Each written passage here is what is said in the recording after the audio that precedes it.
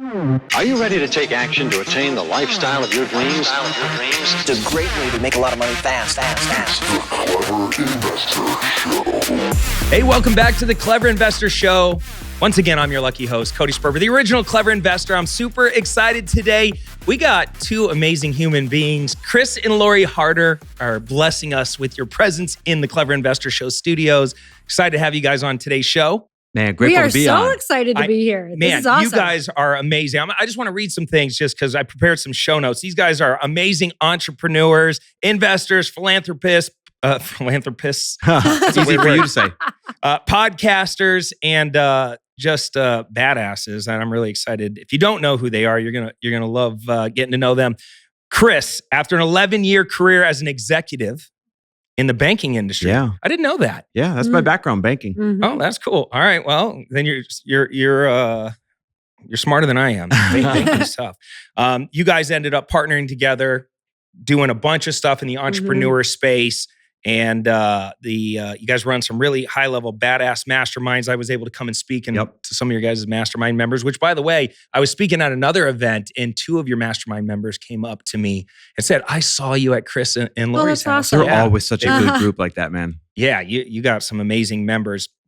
You've been featured in everything, by the way. Forbes, Entrepreneur, MSNBC, CNBC, Yahoo, all the things. And like I said, you run the Elite Entrepreneur Mastermind. Is that what it's called? Yep. All right. And then Lori, you're a leading expert in the field of fitness, transformational work, mindfulness, self-love. You've grown two multi-million-dollar businesses as a successful entrepreneur and network marketer. Isagenix, right? Yes. Yep. Dang, I want to talk about that because I own a network marketing company called OSnap, and it's hard to get one of these things going. I want to know all your network marketing secrets. How did you scale that business and completely crush it? And you've won some fitness awards? Fitness World Championship. 2 times? Yeah. Actually, 11 three times? 3 times. 11-time cover model. 11 times? She has 11 covers. How did 11, you? right? So the world wants to know, Chris, how did you snag such a beautiful, smart, talented woman? Outkicked What is my your secret? coverage. I Are you outkicked my just hung coverage like so this, bad. dude? I Wa- think you More are. like this. Yeah, More like this. Like wingspan. Like wingspan. Lots of wine. The key is meeting her in Green Bay where she didn't have a lot of choices and I didn't have a lot of choices. Small town. Small town. Yep. How did you guys meet? What was the move? This is a good story, but we got to give the abbreviated one. So she was the brand new girl, day one at a new gym in Green Bay, Wisconsin. And I'd been living there, grew up there. And she walked in. And of course, every guy in that place wanted to meet her. No, but And so you walked in and the front desk guy hits on you and it's a horrible experience for you. And then halfway into her workout, another guy like taps her on the shoulder, makes her take her headphones off mid-workout and, strikes up some kind of cheesy pickup He's like, line. hey, my name's Jake. And then he asked me to go smoke weed with him and his girlfriend. So for real. And then he's the third guy, the poor guy. Now, I didn't even approach her while she's working out. I knew better. We were walking out to the cars and by God's grace, man, she was parked right next to me. So I simply look over as we're walking out and I go, hey, are you new here? And she looks at me and she goes, yep. And gets in the car and closes the door. And I thought, oh, she sucks. Now, in my defense, that was the third person. I was like, I just wanted to work out. I didn't like moving back in. I was back in with my parents, moved back into their house. I was in a really low place. And so him being the third person kind of coming up on that particular I was day. a victim of I was a victim timing. of poor timing. So But then I watched you. I watched him for the next couple months because he was so nice. Everybody talked to him. Whenever he'd walk into the gym, everybody loved him. And I was like, oh God, I can tell he's really nice. So we were at the water fountain. It's 8th grade. Real we were romantic. at the water fountain. And I was like, hey, I didn't get your name. And then we just hung out for 6 months. You were friend zoned for about 6 months. Now, I did a fine dance, though, not getting fully friend zoned, or I wouldn't be here today like this, right? You can't get fully friend zoned. That's when you're fucked. And so after 6 months, you finally asked her out on a date and she said yes? No, we had been doing the whole post-workout, Yeah. me trying to make a move on her every single time. Lots of her wine. Wasn't rejecting happening. them. Lots of foot rubs. Yep. Still wasn't tried happening. every Wait, angle as possible. a friend, you were foot rubbing? Oh, Yes. See, This that's is some why news. it was not these are full some power friend moves. zone. Chris. I think I managed to keep 1 foot in the might hook up zone, 1 foot in the friend zone.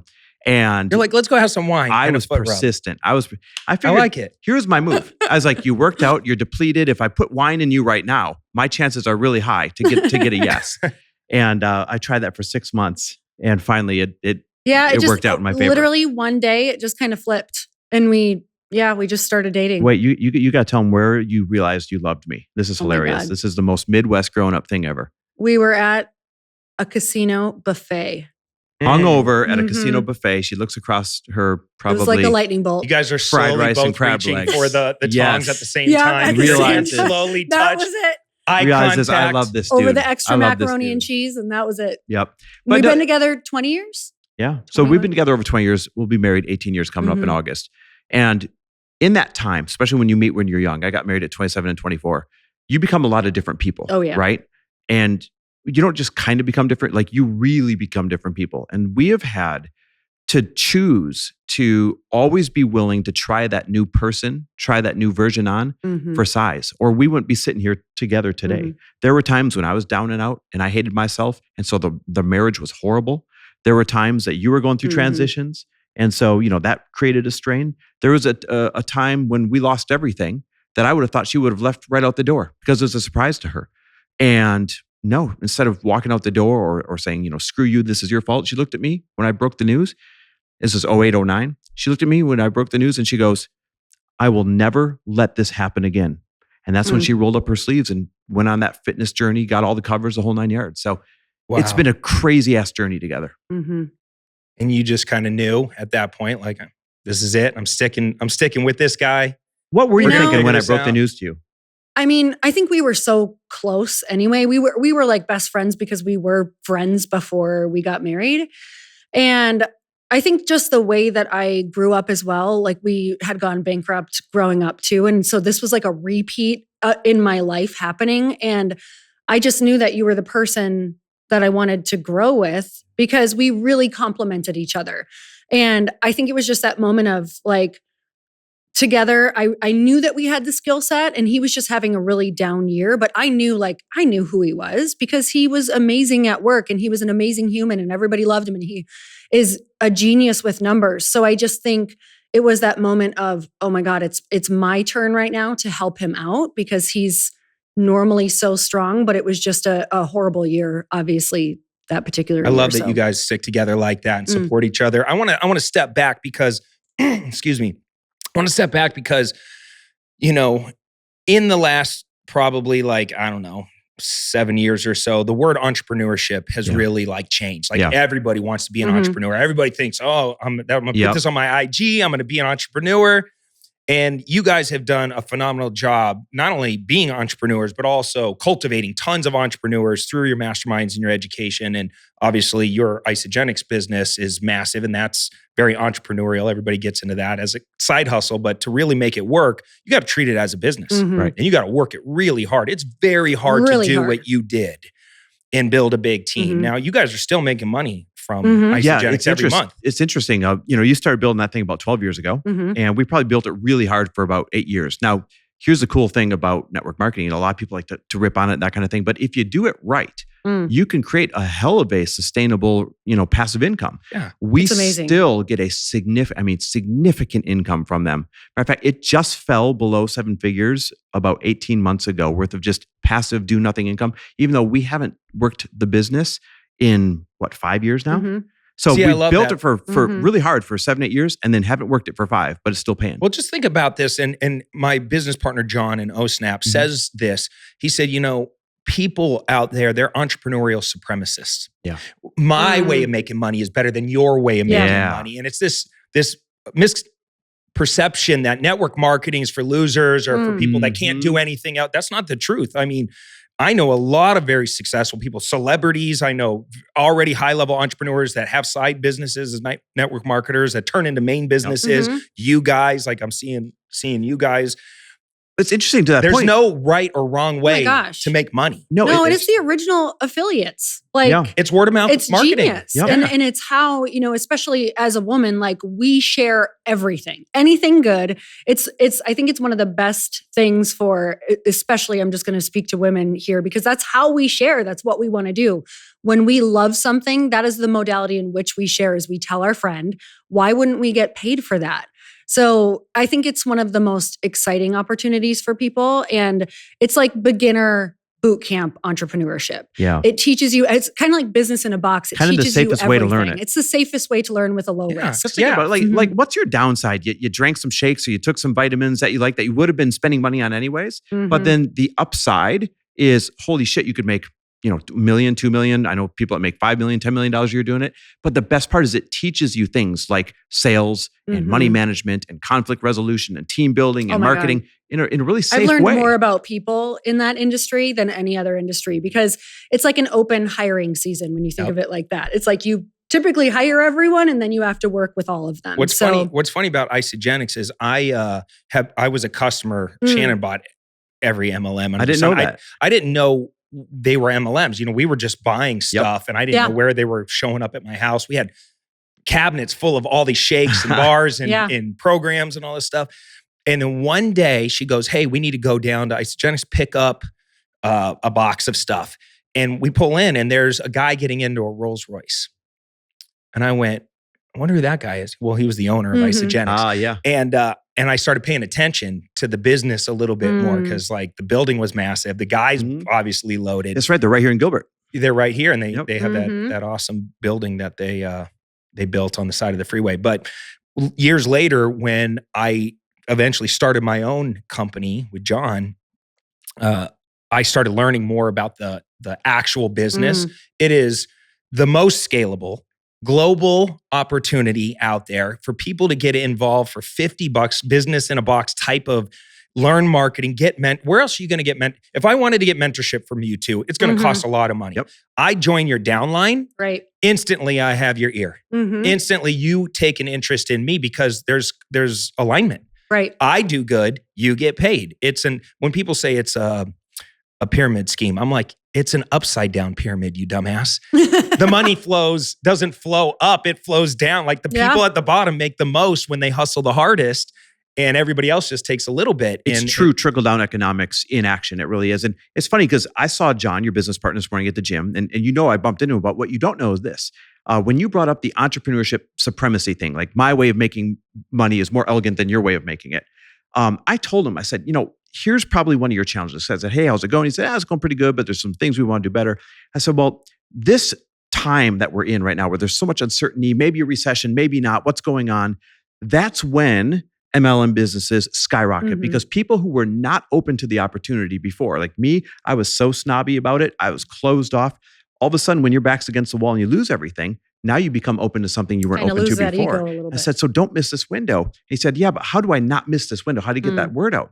I said, you got to go and find a few people that give permission, like the cool kids, for lack of a better term. Go find a few cool kids, get them to buy into your business. And then because they're doing it, it suddenly becomes permission or it suddenly becoms okay for everybody else to do it. And it gets rid of that entrepreneurial supremacy that you were referencing. Yeah. No, I love that. osnap.com/Cody. Go check it out. So let's talk about you growing that business. So you're rolling up your sleeves, you're getting into the fitness space, you're starting to kick ass, right? Which by the way, what better space to start a business than in health and fitness? You're helping people make money and feel better about themselves. And if you look, there was an article today that came out and I was just dumbfounded. I posted it on my IG because a new study came out that said within the next 12 years, 51% of the entire human population will be considered obese. 4 billion people, technically obese. I could not believe it. But if you look at what's happening, we're at all-time laziness. All-time eating crap. All-time like not moving because we're glued to our screens and being overworked and like just not doing a few simple things. And then you wonder why there's no leaders out there. There's not a lot of positive, powerful energy out there. There's not a lot of people dominating out there. And it's like the connection between health and wealth is so strong and people are just settling. Well, you are kicking ass at this time and you're like, hey, I think I can make money with Isagenix. Obviously somebody introed you to it. How did you guys look at each other and go, we're going to run this thing like a business and we're going to go hard? It's actually a good story. Okay, so we had just lost everything. We were trying totally to figure in out debt. how do we make a comeback? Yeah, didn't know what that was going to be yet. I was training in the lower level. So I had worked at an LA Fitness making $6 per 30-minute session. And like, $12 an hour. Obviously, I wasn't going Solid. to pay off these hundreds of thousands of dollars in debt. I was doing the math and I'm like, great, I'll be 80 when we pay this off. Okay, awesome. And I didn't graduate high school. I came from a really small town. I was homeschooled through high school, really religious background. So in my mind, I was like, I got nothing. Like, we're never going to get out of this. I can't help you. And so I was like, okay, what can I do? I'm going to train people. And so I was working at an LA Fitness, but I would always tell people the one thing that I did really well, I would tell everyone what my dream was. So I would tell some of my clients, like, I'd love to own my own gym one day. That's really what I'm working towards. I want to be, a trainer and on fitness covers. And one day, one of my clients said at LA Fitness, she was a chiropractor and she was opening her own chiropractic studio. And she said, hey, I've got a lower level. It's not built out. It's totally like raw studs, wires rafters. Hanging down. But if you want to train me for free, you can have that space for a while and not pay any rent.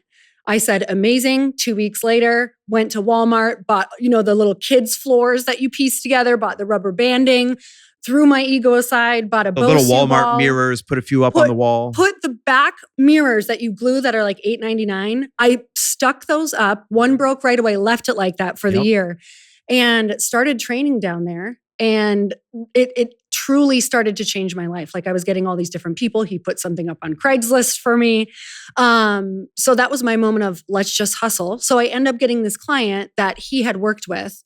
And she's training with me for probably, I would say at this point, it's about 6 months. And she is losing a ton of weight. And as much as I want to think I'm the most incredible trainer ever, I'm looking at my other clients, they're not losing weight this fast. She was probably, oh my God, 6 months in was probably like 80 pounds or something crazy down. And I was like, what are you doing? And she started telling me about these shakes. And she was like, I'm, doing these shakes. I'm doing this thing. I'm doing it as a business as well. So she keeps talking to me about these shakes. And I'm like, oh, hell no, I'm not going to do these shakes. No way. Like, my parents did, Herbalife and all these different things growing up. And I was like, we cannot do that. We're like, our family will stop talking to us. We'll be rejected. And in the fitness space, it was actually so super frowned upon. So I thought that my career wouldn't move forward if I did network marketing, because it was like really a negative thing in the fitness industry at that time. And so I was like, oh my God, can I do this or not? And she ended up showing me a paycheck. She brought a paycheck for $13,000 for a week in 1 week. And I was like, what? That was it. It's like the Wolf of Wall Street, where it's like, you show me the paycheck. Oh my I'll quit my God. job That was right exactly I that went moment. home and I was like, I don't care what you think of this. I'm doing it. He was like, oh, hell no. And I was like, hell yes. See, I like to her point, what you were talking about, that entrepreneurial, what do we call it, stigma, like, oh, I would never do that thing. I was so closed off, despite seeing Holly, that's the friend she's referring to, despite seeing her paychecks, despite I still have my wallet, because my ego, even though my back was against the wall, my ego wasn't going to let me do it. I just want to share one other thing, because I had a transformation on the product as well. Mm-hmm. So for me, I was really struggling being in the fitness world, always trying to do the diet and stay lean and cook all of this food. I lived in the Midwest, so you couldn't really eat out anywhere. It was, everything is like a Applebee's or fried food. And so I had my own transformation on it. And with knowing what I was doing for clients and asking these women and their families to like cook all of these meals, they're already busy, they're already confused. And it's like, I saw where the story fit. And I think that's where we get all of our power in network marketing, is when you can start to see what your story can be around it and how it fits. So for me, it was like, hey, we all want to be fit. We all want purpose. We all want community. And it was serving all of these different purposes in one. And so for me, it was this moment of, wait, why are we doing it the hard way when we can just do these couple of meal replacements, eat something healthier, at night? And then also, if you love it, make money off of it. And so I just decided to be the most unapologetic person about it. And when people would say, oh, you're doing it because you get paid, I'd say, hell yeah, I'm doing it because I get paid and I want you to get paid too. It's the most genius thing. I'm like, when you go buy this other thing at this store, you don't get paid, even if you love it, no matter how much you love it. But if you have this product and you love it and it truly makes an impact, then you can get paid. And so I think it was those moments of empowering them and going, why wouldn't we all just be getting paid for the things that we love? What she did that was so brilliant is Other people, when they decide they're going to lean into something, what they do, they kind of put one fucking foot in and keep the other foot out just for their safety in case they have to back out of it. She, when people say, oh, you're just doing, recommending this because you get paid, you're just doing it because she leaned all the way in, 2 feet in. Yeah, I'm getting paid and I can help you get paid too.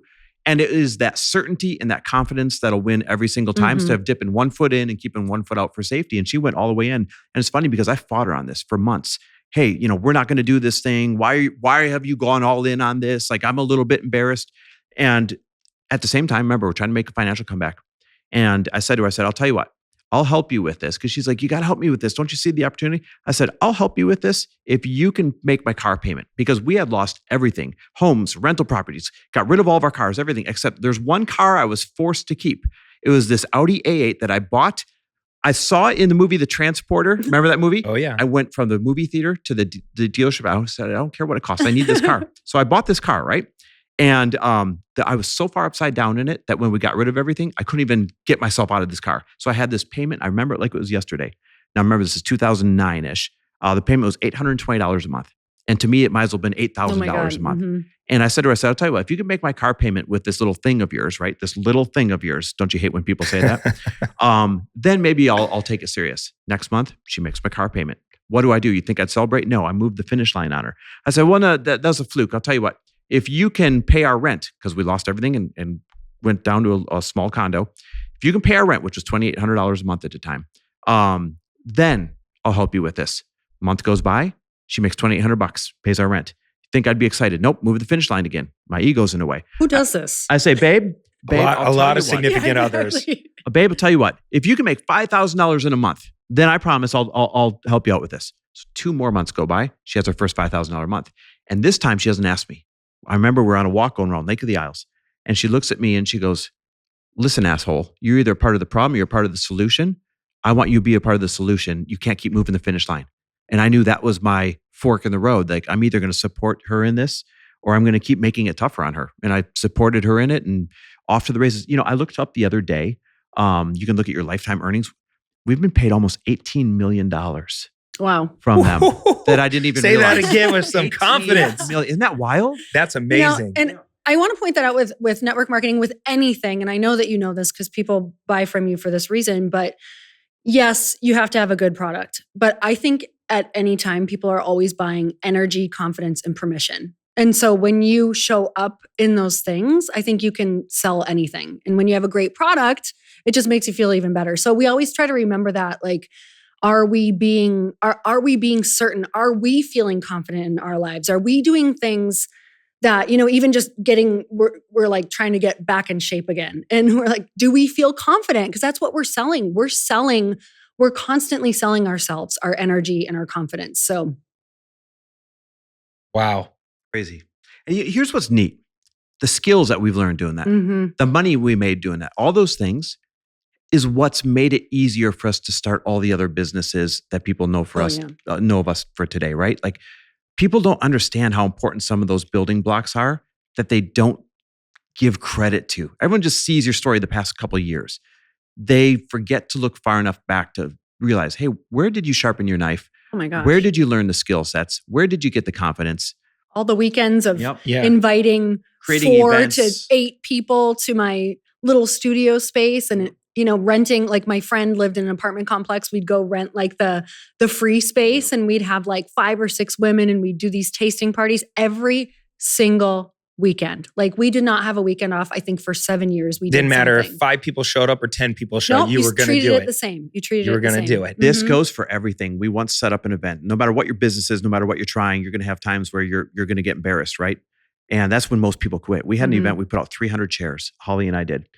We had 4 people show up. So I remember we huddled. Dude, we're like, maybe more coming, Thanks, maybe Steve, more is my best coming. friend Steve, thanks, Mom. Showing support. My other 2. And we went behind the screen and we're like, what are we going to do? She's like, let's just give these 4 people the best attention that they have ever gotten in their lives. And we did. We didn't like cancel it. We didn't do none of that. Yeah. 300 chairs out, 4 people sitting there. We gave them everything that we had. And that was kind of when I knew, like, that's how I'm going to choose to show up in life. And then you do your next event. Yep. I love that because, translate that to today. I'm a big advocate of people building a personal brand and putting themselves out there. And I can't tell you how many times I deleted a video after I shot it, or deleted an audio, or didn't. I posted Doesn't get enough views. Nothing happens in the first 5 minutes, so I delete it. You know, it's like that fear of being embarrassed, that like, I'm going to throw a birthday party and no one's going to come. Totally. But you got to power through that. And I love that you guys have learned all those lessons. Let's talk about some of those things that entrepreneurs, because for me, first off, you said a couple things. So I can't tell you how many times somebody has a dream of getting in real estate. They've been thinking about it since they were little. They play Monopoly, favorite game. They grow up, and nowadays you watch these HGTV shows. They love those, and they just can visualize themselves getting wealthy in real estate. So finally, at some point, they stumble upon one of my Facebook ads or something, and they're like, wow, I didn't even know about creative real estate. I thought I had to have a bunch of money for real estate. So this guy in front of this bank is saying, in front of his Lamborghini, said, I can flip a house and make some money with no money, no credit, no real estate license, no fancy watch, nothing. And they buy. And then that night, they tell their significant other. And immediately, they shit all over their dreams. Yep. It's just like this immediate reaction. And then the next day, they're wanting money back, or they're backing out, and they're freaking out. And I get on the phone with them. I said, what happened between last night and today? Because you were in yesterday. What happened? And it's like, they don't want to tell me. And then finally, when they finally say, well, I talked to my significant other, and it's like, oh, okay. I see you guys aren't in alignment.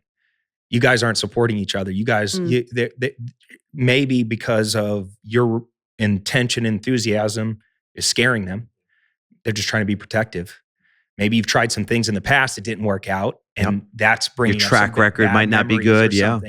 Whatever that is. But I remember at one point in my come up, my parents sitting me down, and they said, Cody, we love you. And my parents were my idols. They were my heroes. They were my consiglieres. They told me what to do in life. And that feeling of like their disappointment in me, don't do it. You're making a mistake. Stay focused on school. Real estate's, you could do that later once you make a bunch of money. And I remember leaving that meeting just so defeated and so confused and on the edge of quitting, permanently quitting. And thank God I didn't. That little voice inside was just strong enough to say, fuck you guys. I'm not doing this. I'm not quitting. And years later, when I retired them and I eventually hired my dad to come work for me, it was the greatest feeling in the world, knowing like, oh man, full circle. Remember when you sat me down? And now here we are. We had those moments. Oh yeah. But I want to talk about the significant other thing. One of the best things that Lori's ever done for me is she's given me ultimatums when things were important to her. And she didn't do the, I'm going to back down, I'm going to bury my dreams thing. She would literally tell me. So I remember when you started competing in fitness. Now she went on to win Ms. Bikini Universe, Ms. Figure Universe, Ms. Fitness Universe, all these things, set records, have 11 covers, the whole 9 years. But prior to any of that evidence, there was no evidence that she was going to go be successful in fitness. A lot of years of losing. Right? And so she Really? would... Yeah. 4 years Just, of not winning. Yeah. And that's got to be scary, standing up there being like, judge my body, judge all my hard work. And about a year into this, is when we were starting over financially. So money was tight. It was a big concern. And it was expensive for her to compete. The bikinis they wear to compete are like $1,500. The trainers, the chicken and produce and everything, right? It was a financial burden at the time. And I remember I would harass her. In one conversation, I'd say, babe, I support you. Babe, you can do this. But in my actions, I'd harass her about the grocery bill. I'd harass her about having to travel to the competition. I'd harass her about what she had to spend on a competition bikini. And finally, she sat me down about a year in and she goes, listen, I think I can really make something for us out of this. I really think I have what it takes. But you need to piss or get off the pot. You need to either choose to support me in your actions and stop telling me you support me, but you need to start showing me you support me, or I'm not going to do this thing at all. And I knew in that moment, like, I truly thought I was being supportive in my words, and I didn't realize that I was being such a shitty husband in my actions. And had she not sat me down and given me that ultimatum, I would have kept on going with, here's the words, but not the actions to back it up. So sometimes, like to all those significant others out there, sometimes you need to sit them down and tell them, here's my vision. You either support me or I don't, but I'm going all in on this thing.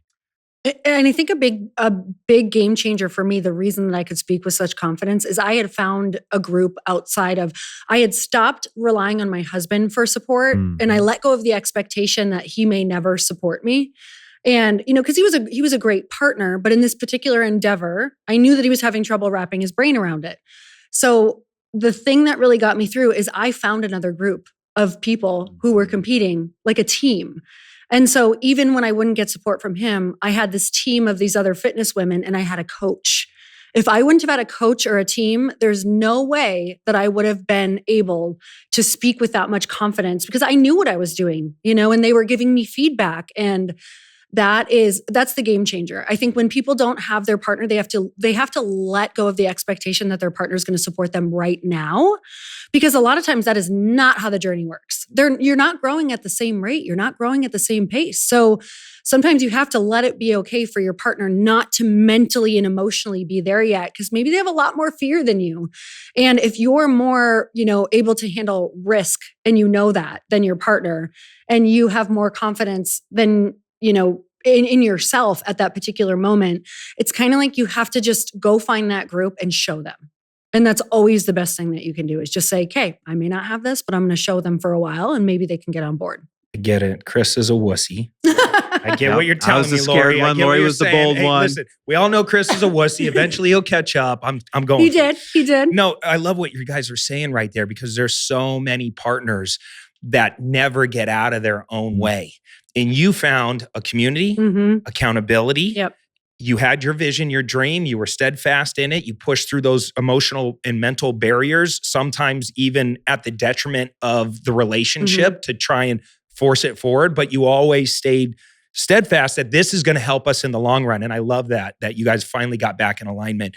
I just want to point out, like, for anyone listening too, for both him and I know this rings true for you, like, if I didn't go and do that dream, I'm not going to ever be the partner that he wants, because I'm always going to be hung up on, I could have been doing this. Who could I have been? What could my purpose have been? And so we made this agreement that, like, if you ever have a big dream, like, you have to go for it. We'll try it on for size. Or you're going to show up, like, you're not going to show up as the person and the partner out in the world that you want to be. So it's actually the biggest thing that you can do for your family, I think, is to give your dream the run of its life. Yeah, it was right after that moment, actually, that we made this verbal agreement that we will always try our ideas on for size from here on out. So if she brings me something crazy now, I don't shoot it down. I say, babe, I'm willing to try it on for size. The agreement is it doesn't have to be a fit, but I at least have to try it on for size, and vice versa. So now, we do the craziest things. Like one day she had this massive fitness brand that was making multiple 7 figures online. She comes to me and she says, hey, I don't want to do it anymore. I want to shut it down. I want to figure out what I want to do next. I had to try it on for size, and it turned out to be a great decision. There's been times that I've done complete pivots on her. I'm like, hey, I want to go build this peer-to-peer lending app. It's going to cost us, more money than we've ever fathomed. She doesn't shoot it down. She tries it on for size. So like that agreement to not shoot down our ideas is probably why we get to have a lot of wins. Is because things that turn out to be a win, other people would have just shot it down and the person wouldn't have been confident to move forward. I love that. Let's step back, because I wanted to bring up like these core ingredients to be a successful entrepreneur. Yeah. When you were learning how to do the pitch and make sales and influence and persuade, and now I see you guys have so much confidence. So cool to watch you guys work and stand in front of your masterminds. You got all these people that you guys are teaching and collaborating with, and you got, how many businesses now do you guys even are affiliated with? If you count the ones that we invest in and help guide, we're up to 14 of them right now. So that's amazing. Let's talk about core ingredients for new entrepreneurs. Obviously, sales, persuasion, and influence. Yep. If you don't know, if you're not passionate, that's really what you were saying is I fell in love with the product. It worked for me. I used it. I had other people use it. So there's social proof. Yep. And I became unapologetically an ambassador of this thing. Mm-hmm. Yep. Okay. Did you grow up like that? Or No. This is literally something you just were like, I'm going to do this now. Yeah. Okay. And then what did you learn as you were starting to put on these events? Like, how did you learn how to overcome objections? How did you learn to sell and persuade and influence people and enroll them into this thing? Yeah. You learn one objection at a time. And so I really, truly just learned one objection at a time because you don't know even what objections are going to come up. And I think that's where people in the beginning stop, is they make up all these things that are going to happen that never even happen.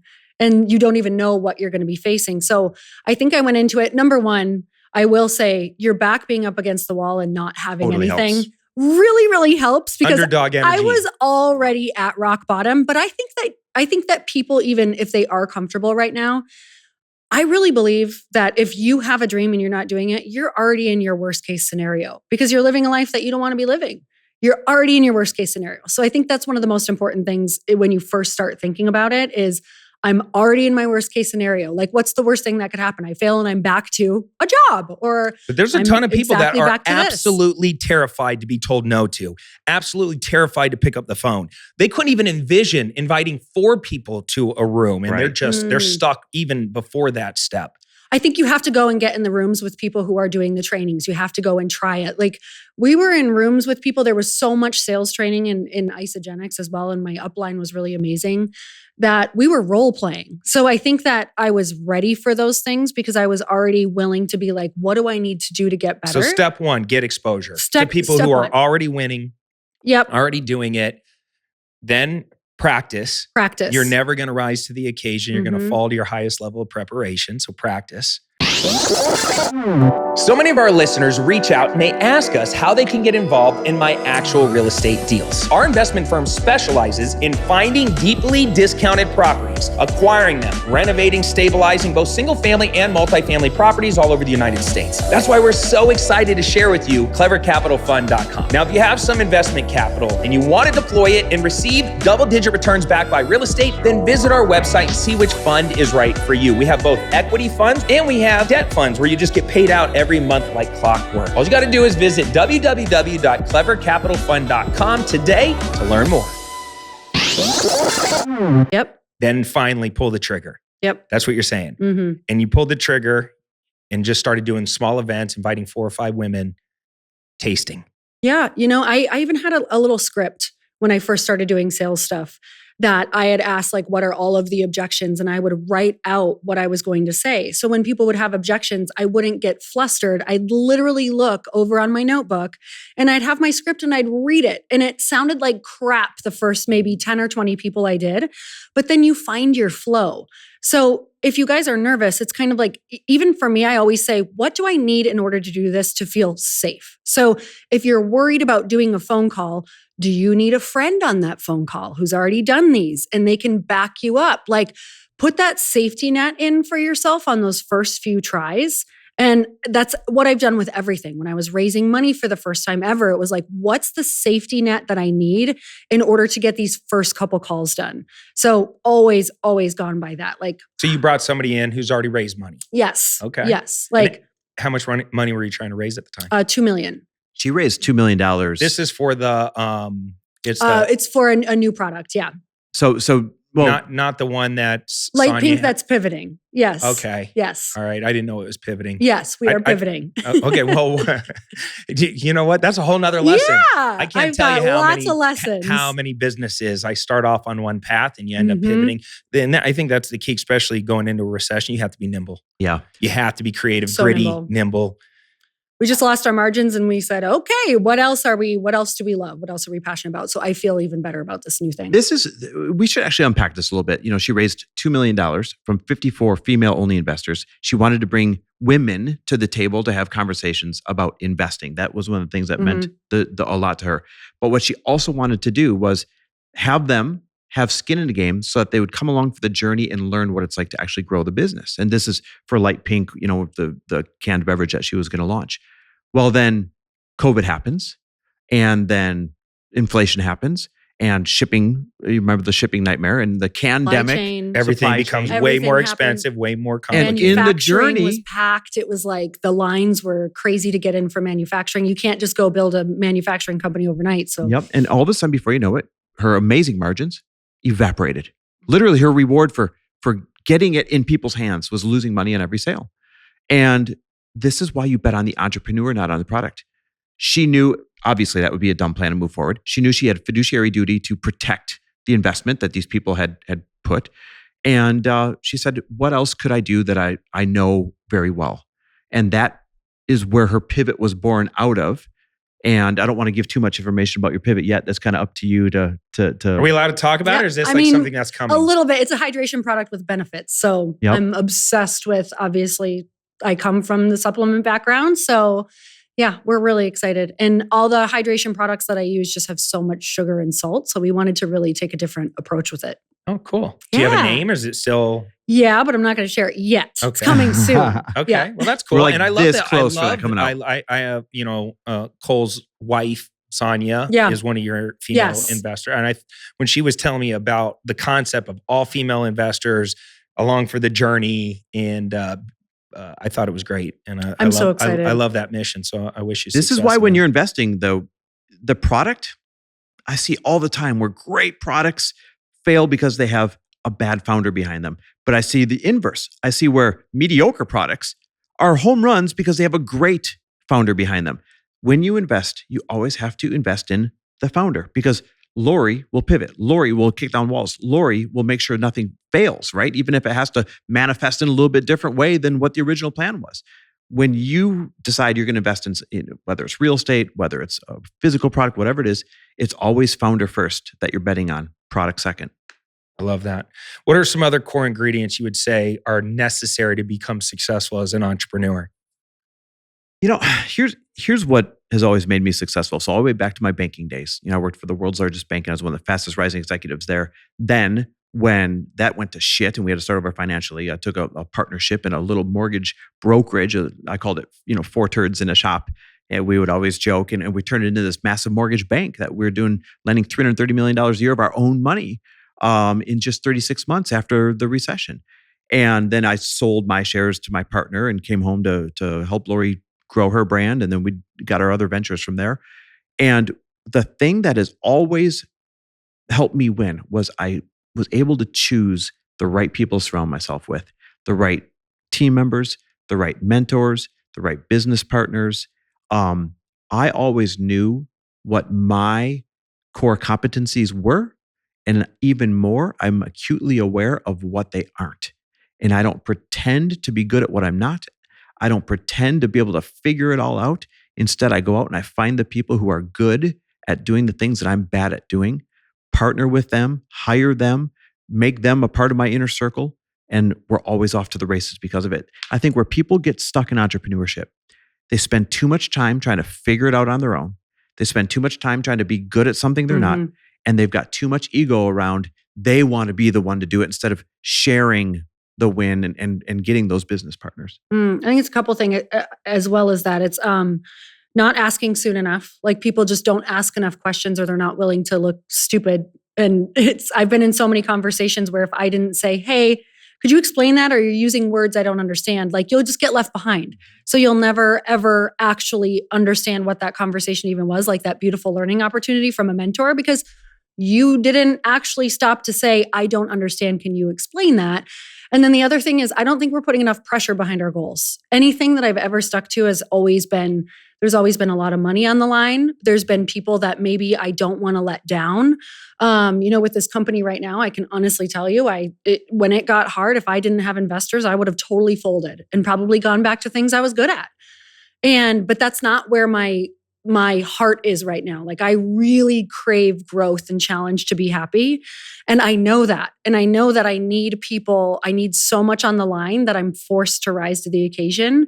And that's truly why I went out and got investors, is because if they weren't there and if I didn't know I was going to disappoint them if I didn't do a good job or bring this to a finish line, I would have totally quit and gone back to something, like I said, that I was good at. People don't realize, we quit on ourselves all the time. So easy. I'm going to lose weight. Never mind. I'm ordering the pizza. I'm going to be great in my relationship. Never mind. I'm going to go cheat. I'm going to build this business. Never mind. It just got hard, right? People quit on themselves all the time. But when you bring other people's vested interest into the equation, you don't quit on other people. Human nature is this. You'll quit on yourself, but you'll run through a fucking wall for somebody else. Because intuitively, we want to play the hero. Intuitively, we want to do the right thing for other people. And so taking that extra step of making sure that you have people that are counting on you to win instead of just going at it alone, that's going to take you further every single time. Yep. It's the ultimate why. The ultimate why. Yeah. And the analogy I like to use is like, you're not going to run into a burning building getting shot at by snipers that's surrounded by a moat full of alligators and a landmine field just for a bag of money. No. But if your kids are in that building, Mm-hmm. you're going to blast through all those hurdles and Get right obstacles. there. Like instantly the framework changes Yep. and the perception changes. You're like, I'd rather die than let them die Yep. in there scared. Yep. And I've operated like that the entire time. I've always brought in accountability Yes. pieces to it that made it to, and even my team, one of the things I've always done really well is show success stories to my team on all the team meetings. So I have my assistant prepare a lot of like success stories and stuff because like, look at the Of impact people we're you making. help. Yeah. Look at the impact on these students that we're doing. So-and-so just quit her job and went full-time in real estate because of our hard work. And so now when you see enough of those, and then all of a sudden it's 11 o'clock at night, it's a Friday, everybody's exhausted, the website goes down. 5 of my team members instantly get notified. They get out of bed. They go work on the problem. They figure it out. By the next day, by the time I find out about it, they had already stepped up, did everything they needed to do, fixed the challenge, and then told me, "Hey, last night we this thing went down. We attacked it. We fixed it." And I'm thinking to myself, why would they do that? Well, they're not doing it for me, and they're not doing it for their paycheck. Not for their paycheck. They're doing it for our students. Yep. Yeah. And because we've talked about how important that is for us to operate because they're counting on us. Mhm. So I Other love humans are involved, man, and you'll do so much more for another human than you'll do for yourself. So if you know that to be a human trait, then you might as well leverage it. Mhm. All right. So we talked sales, persuasion, influence. We talked finding something bigger than yourself, hiring better people. Yeah. I love that. You know, and it's- partnering, not being afraid to I always split thought it was pie. the worst fucking advice for people to be like, work really hard on your shortcomings. work really hard on the things that you're bad at. I hate that advice. It's the worst advice. No, the advice should be this. Lean into what you're really, really good at and go out and get other people to do the parts that you're not. Okay, Mhm. here's a perfect example. So I'm building a peer-to-peer lending app right now for personal loans under $2,500. What's it called? It's called Frello, a friendlier loan. It's the biggest undertaking I've ever taken in my life. I mean, this thing is massive, right? Mhm. I knew a couple of things. I knew the mission behind it, and I can share that if you want, meant the world to me. And I knew that I'd be good at making it popular. I also knew that I'm horrible at tech, and that as soon as the techie detail part, as soon as I encountered that I'd want to quit. So what did I do? I went out and I got my business partner, Matt. Why? Because Matt loves tech. Matt already built a multiple 9-figure tech company and sold it. Matt already had the team, the engineers, the designers, the CFO, everybody from his last company so that we could go turnkey. In other words, I did the things that I was good at, and I went and I found partners. You enrolled. Mhm. in the rest. Enrolled. Yeah. Matter of fact, that word is so important because Matt said to me when I brought him the idea, he goes, dude, I love this. I'm all in, but you have to enroll. It's funny you use that word. You have to enroll my team in this or it's a no-go. So I had to pitch his team Yeah. Mhm. from his last company in the mission of making borrowing faster and easier for people that are in a jam, right? Keeping them out of payday loan places. I had to enroll them in that vision and get their buy-in before he would partner with me on this thing. Yeah, brilliant. The real job of an entrepreneur is not to be a great technician, not to be really great at even sales or the pitch man or the operations. It's really to have such a clear vision that you're able to be an entrepreneur with a really big vision and then enroll other entrepreneurs, put them in the right seat of the bus, and then say, guys, your vision and my vision, we can create alignment. We're all going to win in this. And here's the clarity. Here's how we're going to work together and make this impact and make this service or product. And when you get really good at the enrolling part, because you can influence people to understand it and really see the win in it for them, that's the missing piece. It's like, what do? We build widgets. Yep. Why do we do it? We do it for whatever reason, right? And you were about to say your mission statement, and I'd love to hear that in a second. It's like, how do we do it? Okay, we do it by blah, blah, blah, blah, blah. The part that most people miss is what's in it for them if they do it with you. Yes. That's the missing ingredient. And that's the real key to becoming a great entrepreneur and scaling businesses is getting out of your own freaking way. I can't tell you how many meetings I went in the beginning, whether I had 10 people, 50 people, or 100 team members. Yeah. And you'll hear my language patterns. Like I don't say employees, team members. because I really believe, like, I enrolled all these very talented people that are all could Part of the do team. their own thing if they chose to do it, but they chose to be an entrepreneur in my world Right. because of this alignment. But I would stand up in these meetings and I thought I killed it. Yeah. I thought, man, we just left that meeting. Like I smashed that meeting. And then like an hour later, I'm hearing rumblings from some of my managers and stuff like, you pissed so-and-so off. They're off on a tangent. And I'm like, what happened? How was I so blind? It was because I was trying to solve all the problems. I was trying to tell them what to do. I was the one saying all the words. The best thing I ever did was fire myself from meetings and get out of my own way and be like, if I didn't hire you because you're so much more talented in your area of expertise than me, you shouldn't be working here. But that's an awareness most people don't have. And you got to be able to set your ego aside to be able to do that, because people want to be good at everything, right? You want to be the hero. The leader, in charge. The leader, yeah. Mhm. The problem is the real heroes, they're the ones that enroll other people in the mission to save the world. And that's what you've become very good at doing. But we all have to go through that rite of passage to realize we are not the end all be all shit.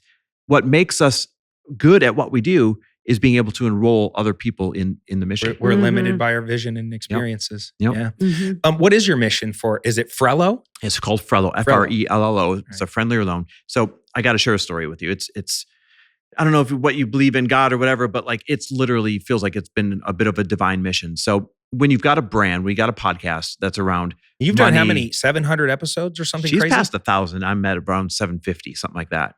So that's crazy. When you got a podcast that's around money and generosity, you solicit a lot of people asking for money. You know, here's my hardship. Could I have $500? Here's my hardship.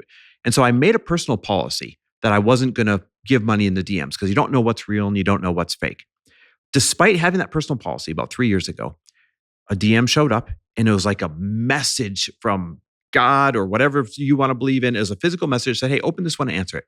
It was a landscaper. He said, hey, Chris, I listened to your show. I got a landscape company. It's me and I've got 2 guys that work for me and I'm 2 payments behind on my landscape truck. And the problem is if I don't find $680 in a couple of days, they're going to repossess it. And if they repossess it, not only do I lose my business, but those 2 guys lose their job.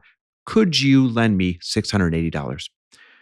So I said to him, I said, listen, man, stranger, I won't lend you $680. I will send you $680. I'll send it via PayPal. And all I ask is that you put yourself in position to do this for somebody else down the road one day. And I believe in you. Now, I thought I'd never hear from this guy again. I didn't know if it was real. Is it fake? Is he scamming me? I didn't care. I was just kind of following the feeling that I had. About 2 months later, I get a DM from him. And he says, hey, I just wanted to give you a bit of an update on what you did for me that day when you sent me that money.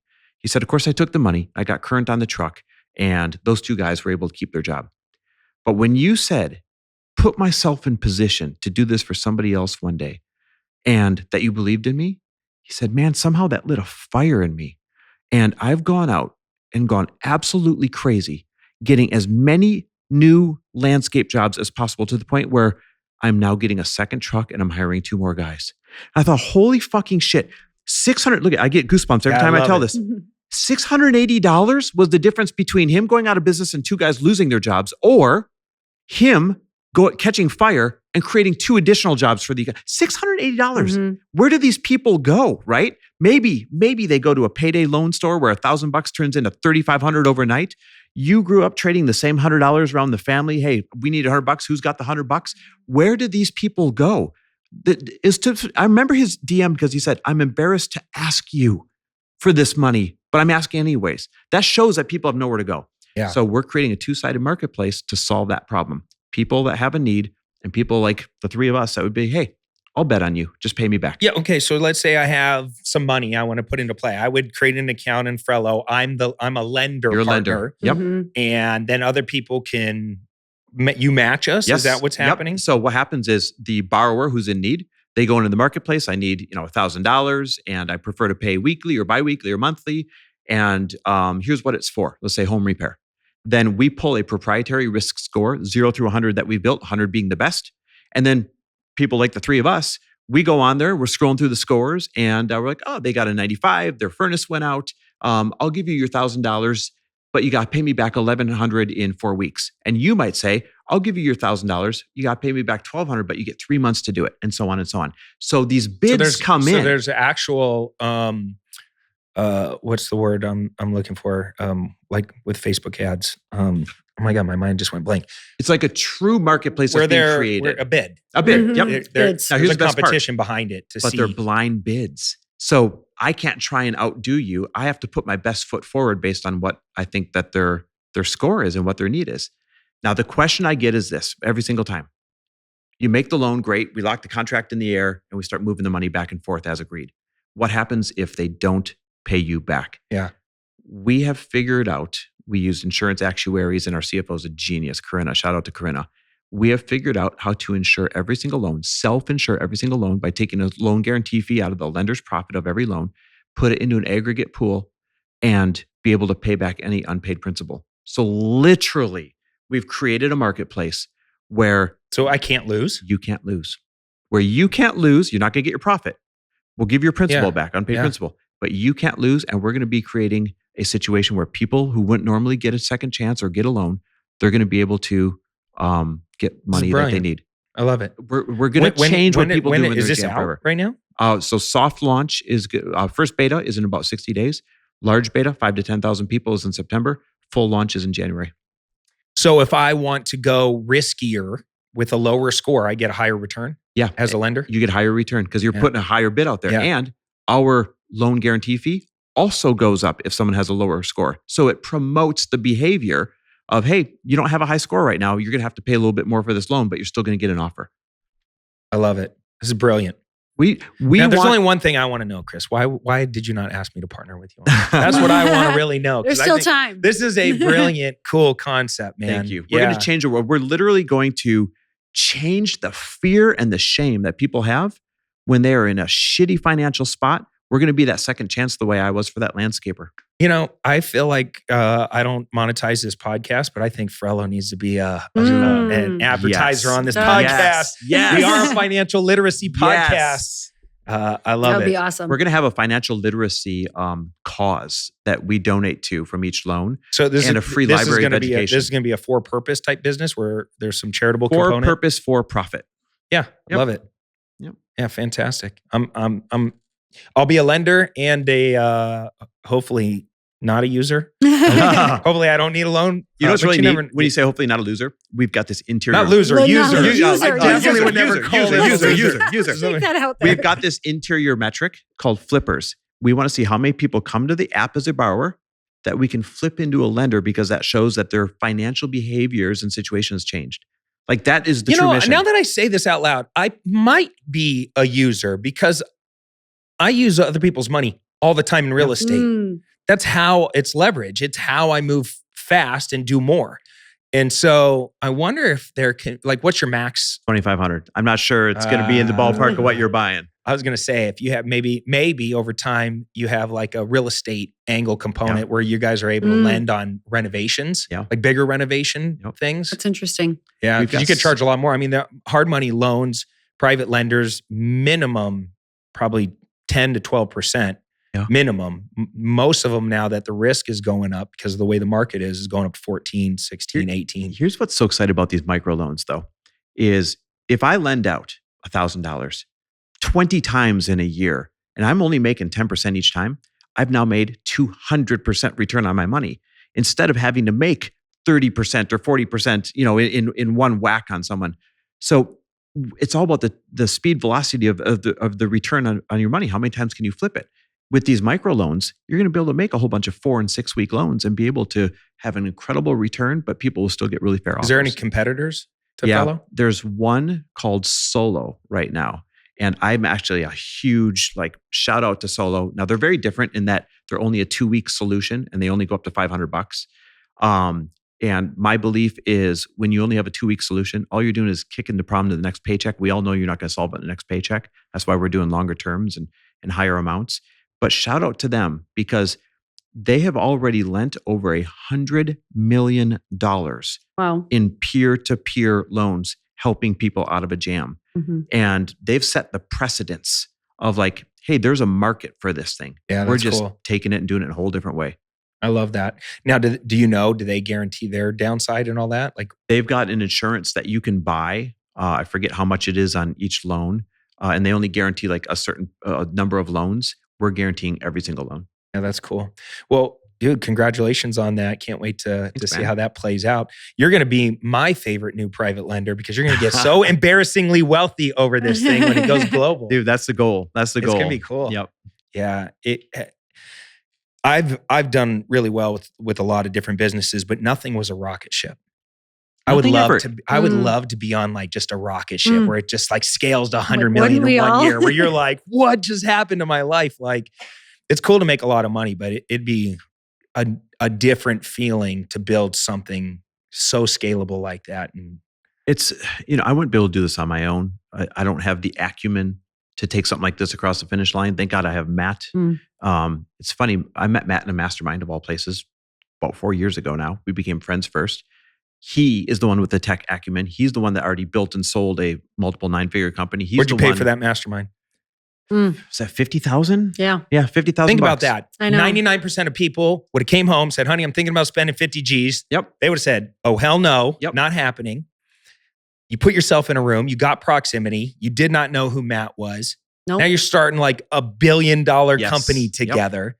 I'd trade 50 G's for that all day over long. Partner and and over oh and my over. God. All day long. And 99% of people would have a mental roadblock over that. And what does that go back to though? People. When you put yourself in a mastermind, when you put yourself into a like-minded situation, you're going to find the people. And the people are always the missing part of your business journey. It really is. You can Google the skill anywhere, but you probably can't execute what you learn. With AI nowadays, you don't even need skills. You just ask ChatGPT. So you crazy. become a professional prompter. You just prompt, hey, how to do this or write this thing for me. I'm getting real good at it. Are you? Yeah. Yes. I sound like a pro in every category now. I'm like, oh my God, my podcast just got way better. You want to know about astronomy? I got you. I can even Let do me it. list you these 10 facts and where they're from. Please write this in the voice of Neil deGrasse Tyson. Thank you. It's getting better too. And make me funny. And add three bad dad jokes. Exactly. It is scary. Like, it's scary in a good way and scary in a bad way. What it does, you'd be like, all right, now do it in like a hey girl attitude, and it's like, hey girl, blah blah blah. Yeah. It can write your sales copy. It can do everything. No, it's so good. Oh, you can write a country song. Yeah. I wrote like a whole opt-in, a whole lead magnet with it. Yeah, It's the amazing. coolest thing I did is I filmed myself, because it's like the Matrix, right? I filmed myself creating a lead magnet and a YouTube script and an email to sell it while teaching people on YouTube how to use it. So it's like, there's a lot of layers to that thought. It's like, we're going to film ourselves using this powerful new technology to create the lead magnet that I'm filming. And as it writes the lead magnet and the YouTube script and the email and the entire, every word that I'm saying to you right now was all generated using this tool. My only fear is it's going to take this lack of critical thinking that's out there. It's going to only make it worse. That's my only fear. Yeah, probably. But I mean, look, here's, and I was talking, oh my God, why is my mind going blank today? I need some of your guys' products or something. Neil, I was talking to my friend Neil, and we were talking about that concept, and he said, but here's the thing. Right now, people are creating content every single day. It's just human created content. And if you look at Google, the only ones that matter are the top 10 rankings. Everything else behind it is just crap content. So all we're going to do is automate crap content from a bunch of people. Yeah. Right? You still got to have creativity. You still got to know how to prompt it right and then modify it. Maybe someday in the future, it's got more to it. But right now, it's just a bunch of people creating more crap. So in other words, it's still going to be, smart, hardworking, consistent, talented individuals. They're going to skyrocket with it. Yes. And anyone else who does not fall in that category, sure, it might give them some answers, but they're not going to follow through those answers anyways. They're going to regurgitate a bunch of crap. Yeah. That's it. Yeah. You said something earlier, and I want to pick up on it. We were talking about complacency. And I've always felt like complacency kills your dreams. Complacency kills your progress. And right now, there's a lot of complacent people out there. And I don't know if it's just, we were talking about health and people being overwhelmed. More people are unhealthy than ever before. Why do you, what advice would you give somebody that maybe had a little success? They hit that $100,000 a year mark, and they're in maybe 200,000, maybe even 500,000, but they kind of just started settling. They got comfortable, they got complacent, and now they're kind of floating. 1 month turns to 6 months, turns to a year, And next thing you know, they look back and they're like, what happened to the growth? What happened to the progress? I got my answer. You got yours? Go for it. I think it's always who you're around. Yes. Always. If you're around people who are settling and feel like mediocre is good enough, you're going to average out right where they are.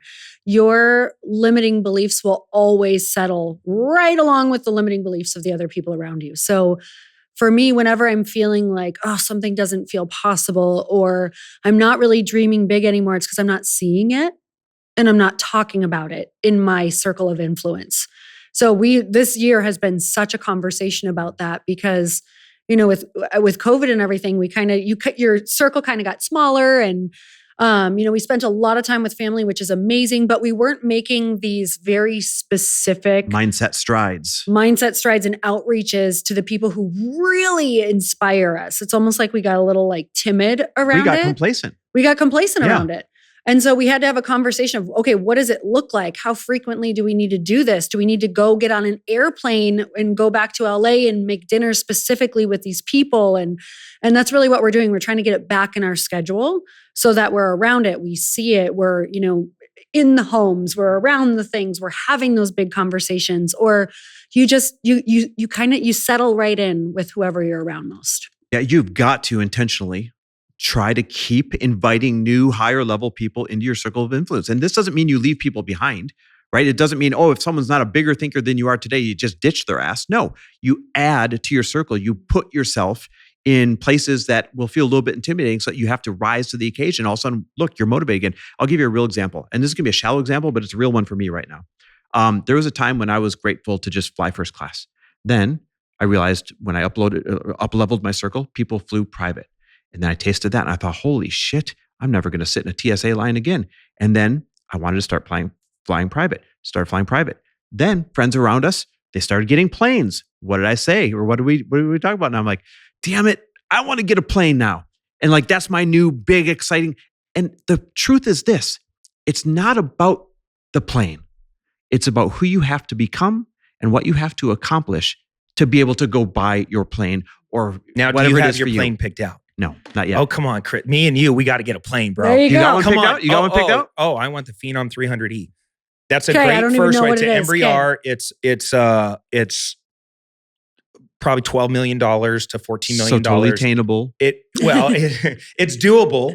It's a lot. So I had a lot of friends buy planes over the last few years. And before we have the same friends buying all the damn planes, but yeah. Right before COVID really skyrocketed the cost of the planes, they were getting them for like $3 million, $4 million. Now these Phenoms were always more expensive. They were like 9. Now they're 12 to 14, depending on how hard they are to get at that moment. So you're saying we got to hustle. We got to hustle a little bit more because I don't want the $4 million plane. Right. The one that is you have to buy from 1980. The one that might stay in the air. We're not 100% sure what those noises are. But and I'm already scared of flying. Like I'm not a big fan of like flying around. And what's cool about the Phenom is it can make it from here to Florida. You can go coast to coast. You got to go. You can go coast to coast. Yeah. Now, maybe on the way back because there might be one stop or something like that. But as long if it fits a lot of passenger, it fits a lot of luggage. It's gorgeous inside. I have a friend that has one and he absolutely adores it. And it's been on my vision board for about 2 years. My thing is I said to myself, I want the plane. I'm getting the plane. It's happening. And so I love what you're saying. Like first I was around people that were flying private, then buying planes. And I'm like, dude, this is it. I'm going to do it. It's our same So my friends. vision scaled. But I said to myself, if I want the plane, I got to buy enough assets to pay for the plane. So last year, I bought over the last 2 years, I probably bought between 35 to 45 Airbnbs and a bunch of multifamily, about a 294 unit in Georgia, about an 81 unit over by Arizona State. And I have partners in these deals. Yeah. It's not like I rolled in and just spent north of $70 million on a building. But we put lots of money in and raised money and did all these fun things to get into these assets. I have 26 houses being built right now. We're floating over 40 million. Dang. It's very scary. Yeah. But the amount of wealth I created in the last 2 years has been phenomenal on paper. Yep. Cash flow has been challenging. And people don't realize that difference, by the way. Oh man, people look at like IG and they're like, oh, these people are balling out. It's like, motherfucker, I'm living paycheck to paycheck sometimes, just making sure that right now I have, just with one of my hard money lenders, I have $100,000 a month in hard money loans just by one lender. I probably have 10 lenders that I'm cutting checks to, hundreds of thousands of dollars a month. That doesn't include the hundreds and hundreds of thousands of dollars I'm floating before we can get our construction draws back. We're floating millions and millions and millions of dollars every month, just jumping to the next hurdle. Not even like to the finish line. It's like, okay, we're triaging all the freaking time. And people are like, they don't get the pressure cooker that I'm in constantly. But at the end of this, if I pull this off, when we pull it off. When we pull it off is the plane. And it's been carrying me forward because I'm like, man, this thing is going to feel so good, kicking my shoes off with my homies in the plane. You can bring your dog, you can bring your friends, you can bring your kids. It's your freaking plane. I already have the pilot picked out. I just need Chris, you to put up half the dough. All right. I'll put up half the dough. We talk about that. We're like, we just got to find one or two couples to split this with. Who else can we do this with? Big spurbs. But I don't have any cash right now. I need you need to wait until I sell all this stuff. I'm so glad you're saying this. People need to understand this. And this is one of the things that holds them back. Lori and I keep 1 year runway for personal expenses and business at any given time. Everything above and beyond 1 year's runway, we deploy, right? We send those soldiers out to go fight for our wealth. We send them out to go to battle and make us more money. Now, it's uncomfortable because everybody thinks that you should keep all your money where, in a bank account. It's the stupidest place you could possibly keep it. It's just evaporating in there. It's your responsibility to take that risk. It's your responsibility to make yourself go broke as many times as possible, deploying that money so that you can go put it into assets that will then buy you the toys. Too many people spend their earned income instead of just putting that one step in between and investing that earned income and then spending the crop that comes from those seeds. And if more people like you would actually talk about, here's what I'm doing. I'm not sitting on my money. I've got it out there. It's at risk, but I know it's going to turn into a hell of a crop. That's the key. There's a difference between risk and calculated risk. And people sit there and they listen to the advice where they're just holding onto it and they're afraid to part with it. And then they wonder why they're not getting wealthy. Yeah. I've said this in other podcasts. You cannot work your way to wealth, save your way to wealth. Between taxes and inflation. You're just going backwards. It's really difficult to get ahead. And I think it's only going to be much more dynamic. I think inflation. And and it's just, we're feeling some tremors right now. It's about to get really painful for a lot of people. Unemployment's going to skyrocket. There's going to be I had Robert Kiyosaki on the podcast last week. It drops this week. And you guys come out next week. So, I'm just bringing back-to-back heat on this thing. That's a privilege. 5-star review. Come on, let's go. 5-star review. Following up the legend. That's a privilege. Yeah. And you guys are obviously legends. I believe you guys dropped some real fire on this podcast, especially because you guys are a power couple. And I think more examples of very powerful couples that have figured it out, because it wasn't easy. There's so many ups and downs that you guys are sharing on this. It's really cool to see like you guys coming out the other end and winning and still staying together. Are you guys having a lot of sex? What's going on with the sex department here? Are we having lots of sex We here? definitely still have sex. We're working on it. Yeah. Come on. I want to see those numbers pump way up. Let's go. Okay, we'll send you some numbers. Yeah. We'll measure it and send What you are the some numbers. KPIs? We'll send on you the our sex side of it? spreadsheet. How's that? What should KPIs be on that? Well, I don't know. There's a lot of different things that we can probably put on there. First, different frequency. factors. We got frequency is the first one. As long as it's not duration. Or pleasure. It's just like we had it. We one of us don't enjoyed count it at We all. checked the box, babe. No. Sorry that you didn't feel anything, but I checked the box. We are on track. That's You're right. good. I had this idea for a sex B&B. I want to Like create straight sex up B&Bs. themed. Yeah, themed. I want to buy a fourplex. Each one of them is a different theme. People are freaks. Would that be a fourplex? Like a foreplay? yeah. There, you could probably. There you go. You could have, So I'm you going to bring can you have on naming for rights. marketing materials. Yeah. But think about it. Like and this all stemmed from my son walking in on me and Shannon. Oh my God. We were going at it at 4 a.m. Okay, first off, that's the only time married couples have to do anything. You gotta go. 4 in the morning, 4 we're in the sound asleep. morning. No, we're normally asleep, but it's like, you're with the kids and the older they get, the later they stay up. So you're exhausted by then. You don't want to do it. So then you're trying to wake up early and get it in. So all of a sudden I hear, oh my God. I'm not kidding, guys. I mean, I'm doing like some porn star stuff. Like I think one leg was up. I think he's overselling it. I think he's overselling it. No. I'm doing the Alaskan oil rigger. Like I'm literally just going crazy. And I hear, oh my God. We froze. And I turn around and Hudson's standing there in his underwear looking at us. And he goes, is this sex? Oh, come on. How old is he? This was like 2 years ago. Yeah. So he's maybe 12. Oh God. 11, 12. So we had made it all the way until he's 11 or 12 before they walked in on us. Because it was so early and I was tired and it just started happening, I didn't go lock the door. I couldn't believe it. I was mortified.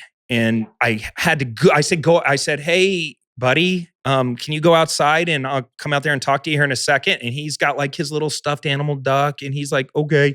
And he goes out in the room and he waits for me. And I had to Google what the hell to say to your kid when they walk in on you. I'm like going through all these psychiatry websites because I didn't want to fuck his head up. Like, I was you didn't want to traumatize him. Now I could just ask ChatGPT, but I was terrified. Yeah. And so I found some good things to say and I went out there and had this talk with him. And I started thinking about it. I'm like, how many married couples don't have any fun anymore? Right. Mm-hmm. They lose that because of their environment. But what if there was a subscription service or this idea of the sex B&B where I buy fourplexes, I theme out each room, I find out whatever the hottest, kinky, fun things are. My friend owned, like in one of our masterminds in the 100 Million Mastermind Experience, there was a member who paid $100,000 to be in this mastermind who owns one of the largest online sex toy distribution websites. And he's killing it. He's making all this stuff. And he's like, oh, I could get this stuff at wholesale and da-da-da. So I'm thinking I can have a menu with like, you can pre-order stuff. It's brand new. It shows up for you. I was it's not like recycled. No. We're not. There's no maid out there like squirting down the dildo or something. No, we promise it's clean. Yeah. But I thought, man, I think I can pull something off because people would probably, especially married people, could use it. You didn't even have to rent it for all night. You could just rent it for a couple of hours. Yeah. And then it's not coming into their house and they don't feel bad about it or if they're options are endless. But then I didn't do anything with it. Mm-hmm. About 2 months ago, somebody forwarded me a link.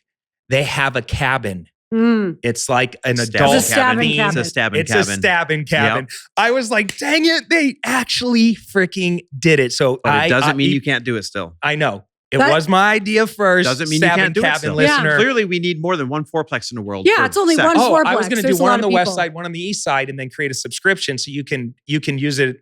You know, you just go on a little calendar, block it off. Yeah. And you get to meet other members then too? Or? Well, you know what we could do is have one of the rooms where it's like a one-way see-through glass. There you go. Through it. That's an extra membership. Oh yeah, no, that's definitely extra. What you talk about right now though is really, really important. So we've been married, it'll be 18 years in August. And we've been entrepreneurs for how much of that? 13, 14 years, right? It's really important that you put yourselves first, that you carve out time for intimacy, that you have conversations about what do you need, that you get people out of your house if that's what it takes, or you make it a priority to the two of you to go off somewhere. In that 18 years, if we've learned anything, it's that you have to be really intentional about caring as much about your marriage and your relationship and making sure that's on point as you do your businesses and everything else. Because I think people take their eye off the ball. I think people are like, oh, we're good? All right, great. And you each go off and you go to battle and you go conquer what you think you're conquering. And you literally forget that the thing that made you so fucking great to begin with was the partnership, was the two people together. Stress can really get you. Stress can really, it changes a lot. Yep. So trying to figure out how to process the stress together and, how are really having the check-ins. You and I have, we create containers, and I'm sure that anyone with kids, I feel like whenever we feel like they've got a great family life, they do this as well. I'm always like, how do you have such a great relationship with your family? And they're like, we have specific times every day to make sure that we're talking. And so that's what Chris and I have done is we have specific times every day to make sure that we're talking and going over things. So we have a walk in the morning, and we typically do a walk in the evening as well. And like, this is our check-in. And if we didn't have that, I feel like it wouldn't take more than a couple weeks to feel one totally degree over separate. a long period of time, Yes. going two different directions. It doesn't Next thing you take know, You're on long. the other side of a canyon going, hey, who are you? If I don't we- see him we for a call it- week, yeah. sometimes We it call it feels smoke, that way. not fire, right? Because Yeah. it's awkward to bring something up when it's a fucking raging fire, Yeah, but it's not awkward when it's just smoke. So you've got to have these containers, these Get out in check-ins. front of it. yep. And are you guys doing consistent date nights and that kind of Yeah, stuff? we try I know to. you guys Yeah. travel a lot. You guys jump in an RV and just go, and Yeah, well, we Mhm. got rid of the RV, but it's lake house now. We have a lake house now, Yep. which is awesome. that's cool. Yeah, so we do. Do the RV Wake for a surf little dates. bit, travel the country, then like, hey, ditch this thing. Let's get Yeah. the lake house. Do you still have the Aston Martin? I got rid of the Aston Martin, got a new Porsche. You know, why not? Why not? Why not? Yeah. From apartment porches to Porsches. Let's go, baby. I love that Aston Martin. That was a Mhm. cool car. That's probably one of my favorite cars I've ever had. But the new car I've got, it's a one of one. Which kind of Porsche? It's a 911 Turbo S, but it's a 1959 Speedster color from the factory. It's a special factory paint spec. So it's a new Porsche with an old paint. Yep, Mhm. old scheme? retro paint scheme from That's- Porsche factory. Oh, From that's 59 kinda cool. Speedster. I just want to know, can I borrow it? Yeah, go for it. All yours. That's all I want to know. I like it. That's all we really care about here on this podcast. Well, look, let's end this thing strong. You guys can. I ask all my guests if you can go back and talk to your younger self. You know, they're 13 years old. You're staring at that young woman, that young Mhm. man. What advice would you give that kid? Hmm. Mine would be to stop caring what people think so much, because in the grand scheme, it just a lot of those people won't be in your life. And you can't say the wrong thing to the right people. Mhm. Mine would be ego's your greatest overhead. Mm. Like your ego will cost you more than anything else on this planet. It'll cause you to speak up when you shouldn't. It'll cause you to not speak up when you should. It'll cause you to burn bridges. It'll cause you to, stick your stake in something that doesn't fucking matter. Your ego will literally cost you more through life than any bad investment or anything else. And if you can mitigate and get rid of your ego, stop giving a shit what people might think, that's when everything opens up for you. I love that. That's such great advice. And how can people find you guys? What's the name of your podcast? Mine is The Chris Harder Show. Mine is Earn Your Happy. Earn Your Happy? Mhm. Oh, I love that. Mhm, That's great. Thanks. I like that. And one thing I do that's kind of cool too is every single morning I wake up, I text out a positive money mantra or positive business perspective. And so if anybody wants to jump on that, just text me the word daily to 310-421-0416. Every morning, Monday through Friday, it's the first thing I do when I wake up. That's cool. So now you got this text community Thousands. that's getting Thousands some and thousands awesome- of people. It literally gets a text when I wake up. I love that. I text 5 friends every day. Oh, That's I smart. love that. Yeah, Mhm. it's my top 5, Mhm. and I rotate Smart. through them. But if you get a text from me, you know that like you're in that rotation for that moment, and I'm really thinking about you, and I'm just pumping you the hell up. Mm. Because I want them the first thing when they wake up just to be like, wow, that was one of the most powerful inspirational messages. So I love what you're doing right there, because if you don't have those kind of people doing that to you, it's the best. I can't tell you how much deeper my relationships have gotten because of this, Oh, I love that. how much more loyalty, how many, and I don't do it for any return, but people answer my phone calls. Mm. They're constantly there for me if I need them for anything. I mean, it really has transformed because I don't have a lot of empathy by nature. Like I'm not like a lovey-dovey person. I have to work on connection and relationships. Otherwise, I'd just be in my little silo, like, I'm fine. doing my own Yeah. thing, Yeah. But I've been doing this now for about maybe 3 years now, and it's radically changed. important my because- relationships. Mhm. It's important because men don't check in on men enough. I think we all just assume that we're doing great unless you hear otherwise. And I can't speak to women, but as guys, typically I sent you one the other day. I'm like, hey man, I feel kind of awkward, but just checking in on you. Like it feels awkward because it's And not what a happened guy when you thing to did that? do.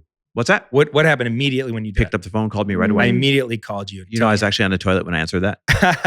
No joke. I just called You're to like, tell you, great. like, I love that, man. It made my day just knowing that you were out there somewhere thinking about my health and Mm. well-being and all that. It means a lot, dude. And we're friends, but we're not that good of friends. And the fact that you do that just shows a lot about your character and how you treat people. So I want to get on this text. What's the phone number? It is 310-421-0416. Just text me the word daily. I'll throw you on the list. Boom. All right. I'm on it. And thank you guys for sharing some of your wisdom and your time here on the Clever Investor Show. We appreciate you. Thank for you having so us, much. man. It was so Appreciate it. fun. All right. I want to be on your podcast next. Let's Yes. go. Done. All right, guys. That's all we have for today's episode. If you loved the Harders, go support them by following them on all social media channels and check out their podcast. And make sure you text Chris and get on his inspirational message texting thing. And until next time, we're out of here. Take care. Comb your hair. Peace.